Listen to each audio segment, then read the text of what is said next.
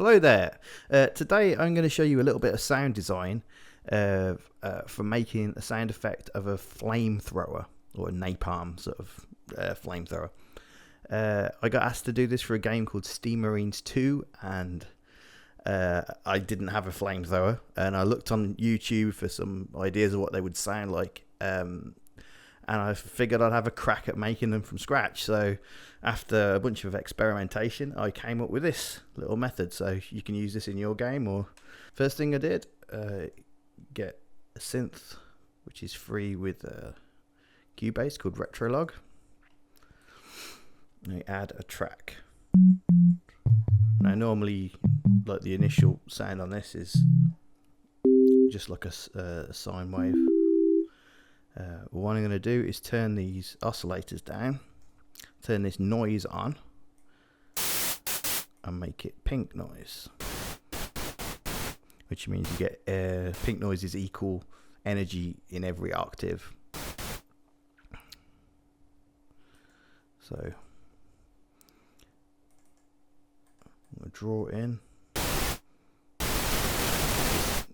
all the same sound. So we're going to get 30 seconds of pink noise.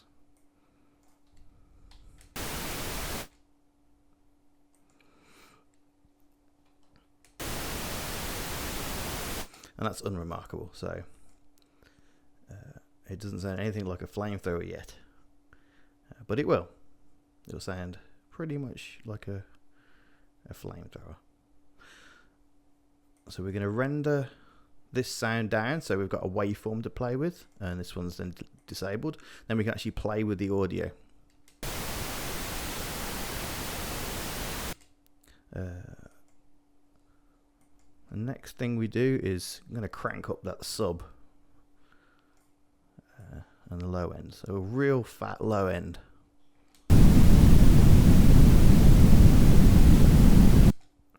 So that fire's sort of roaring at you.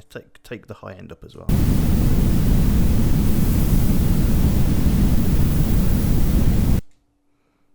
Bring it down a little bit. That's very loud.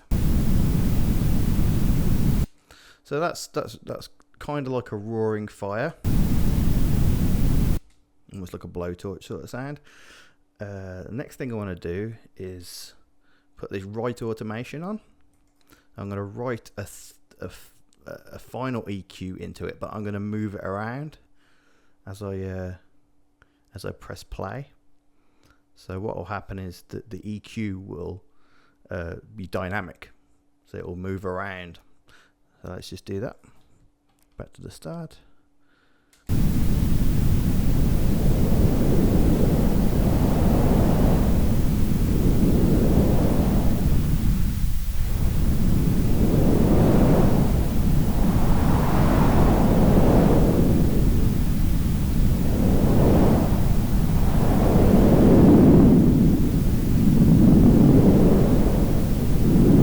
That's really roaring, eh?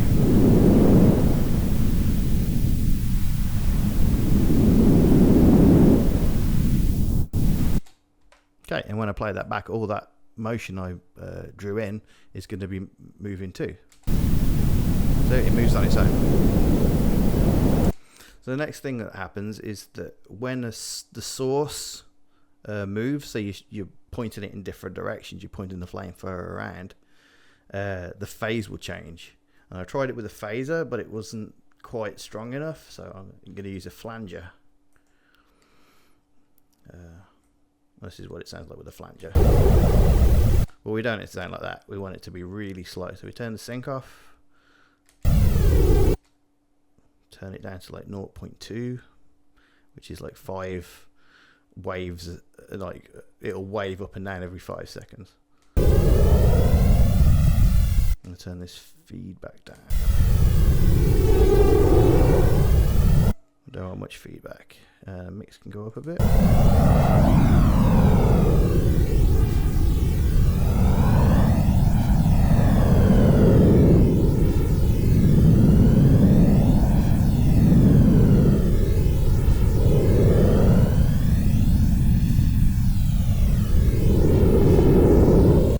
Okay, we're getting there. We're getting there. Next thing I want to do is add some saturation with vitamin.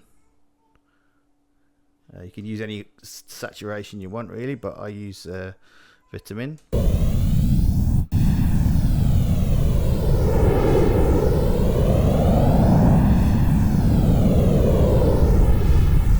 You get that real roaring sub.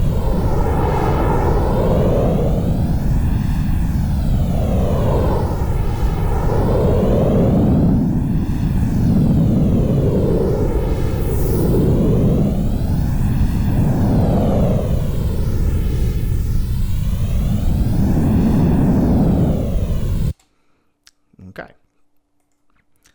so we're just about got it sounding like a flame moving about in the sky.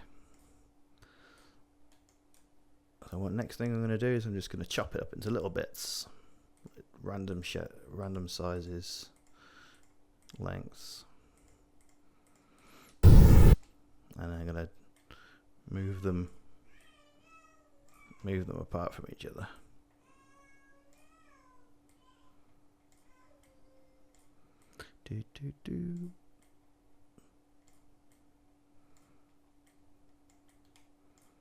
Run out of space. So we're putting a little gap in between each one. The automation will follow the audio there.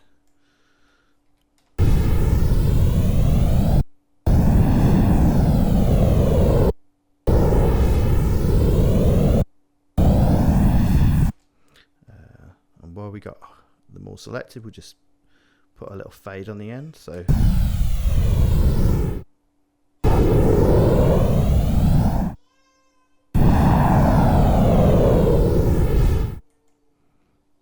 at the same time, we can use the envelope shaper to give it a bit more attack. So when it first comes on, it's really loud.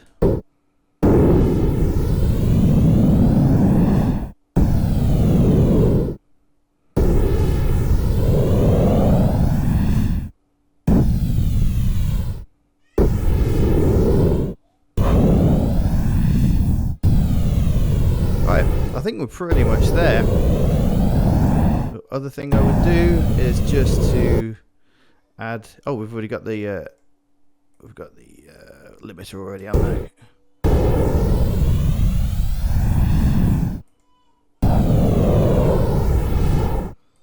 So yeah, you can fiddle with it all you like. You can pan it and do things like that. But that's pretty much 8 minutes. How to make a quick flamethrower in Cubase. Okay, thank you very much for watching, and like, subscribe, and I'll see you next time. Thanks. Bye bye.